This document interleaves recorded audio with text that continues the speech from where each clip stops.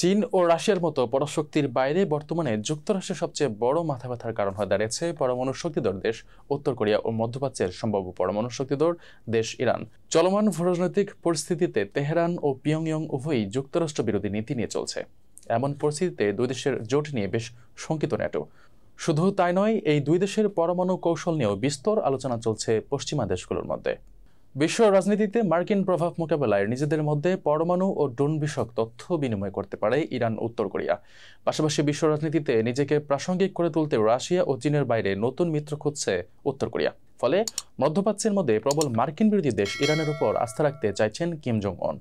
সিউলে university of north Korea স্টাডিজের অধ্যাপক Kim Song Kyung জানান, উত্তর কোরিয়া মনে করছে যুক্তরাষ্ট্রের বিরোধিতা ও ইরানের পাশে দাঁড়ানোর একটা ভালো সুযোগ তাদের সামনে এসেছে। পাশাপাশি তেহরানের কাছে অস্ত্র ও সামরিক প্রযুক্তি বিক্রি করার একটা সুযোগ পাওয়া গেছে বলে মনে করছেন পিয়ংইয়ং। এপ্রিলে ইরানের একটি উচ্চ পর্যায়ের বাণিজ্য ও আর্থিক প্রতিনিধি দল পাঠিয়েছিল উত্তর কোরিয়া। এর আগে 2019 সালে একই ধরনের প্রতিনিধি দল পাঠায় পিয়ংইয়ং। এসব সফরে দুই দেশের মধ্যে কোনো সমঝোতা হয়েছে কিনা তা নিয়ে দুই দেশেই মুখ বন্ধ রেখেছে। তবে সামরিক প্রযুক্তি, পরমাণু অস্ত্র ও ব্যালিস্টিক ক্ষেপণাস্ত্র নিয়ে কথা হয়েছে বলে জল্পনা চলছে।